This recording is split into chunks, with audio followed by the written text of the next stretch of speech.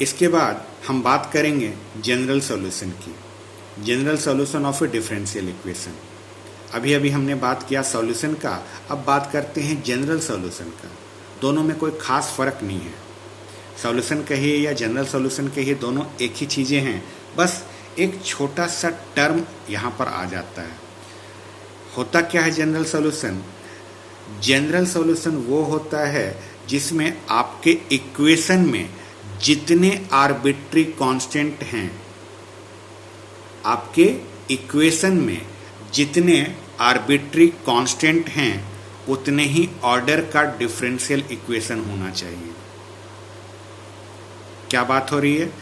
जितने arbitrary constants हमारे equation में हैं उसी ऑर्डर का डिफरेंशियल इक्वेशन होना चाहिए। जैसे आप इसी एग्जांपल को देखिए, इसमें ये जो इक्वेशन है, इस इक्वेशन में कितने आर्बिट्री कांस्टेंट्स थे?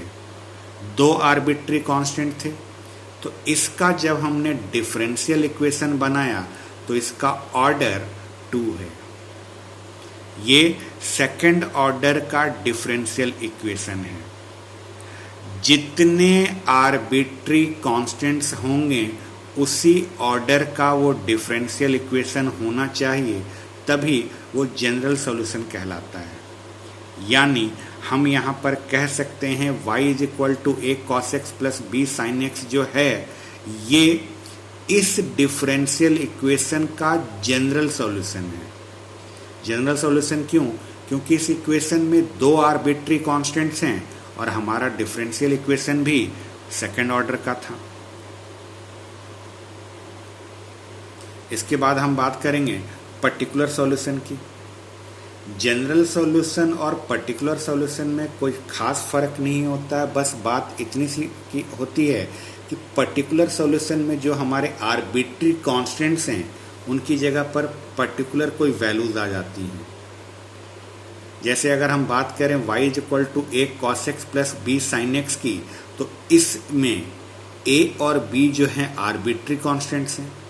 अब a और b अगर आर्बिट्री कांस्टेंट्स हैं तो इसकी एग्जैक्ट वैल्यू तो हमें पता नहीं है कि क्या है। एग्जैक्ट वैल्यू नहीं पता रहने के कारण हमने ये कहा था कि y = a cos x + b sin x जो है वो जनरल सॉल्यूशन है। लेकिन अगर इसी इक्वेशन में हम इस आर्बिट्री कांस्टेंट की कोई पर्टिकुलर वैल्यू प्रोवाइड कर दें, तब यही इक्वेशन जो है पर्टिकुलर इक्वेशन कहलाएगा, पर्टिकुलर सॉल्यूशन कहलाएगा।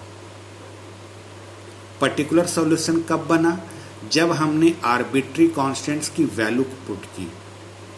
अगर हमारा आर्बिट्री कांस्टेंट है तो वह हमारे लिए जनरल सॉल्यूशन है, और इस आर्बिट्री कांस्टेंट की अगर हम कोई पर्टिकुलर वैल्यू पुट कर देते हैं तब यही सॉल्यूशन हमारे लिए पर्टिकुलर सॉल्यूशन बन जाएगा।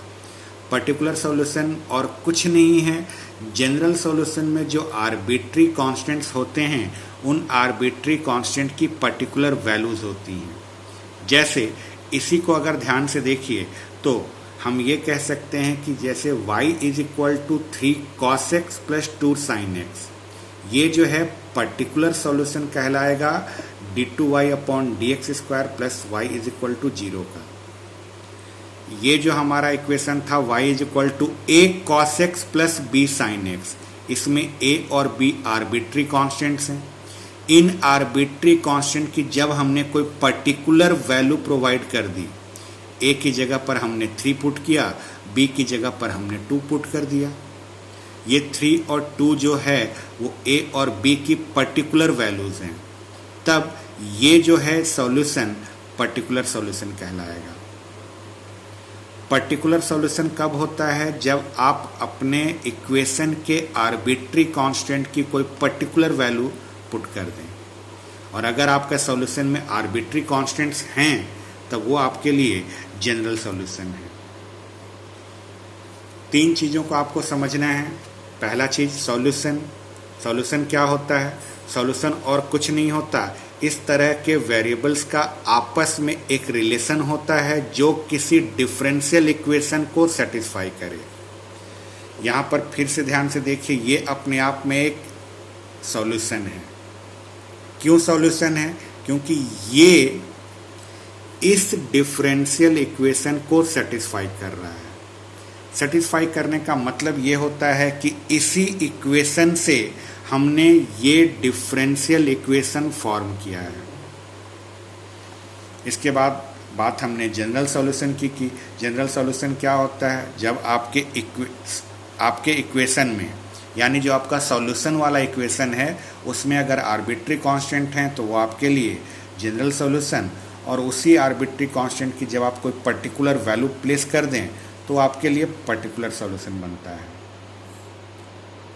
आइए अब इसके बाद जो है हम इस सॉल्यूशन ऑफ डिफरेंशियल इक्वेशन के कुछ क्वेश्चंस को सॉल्व करते हैं।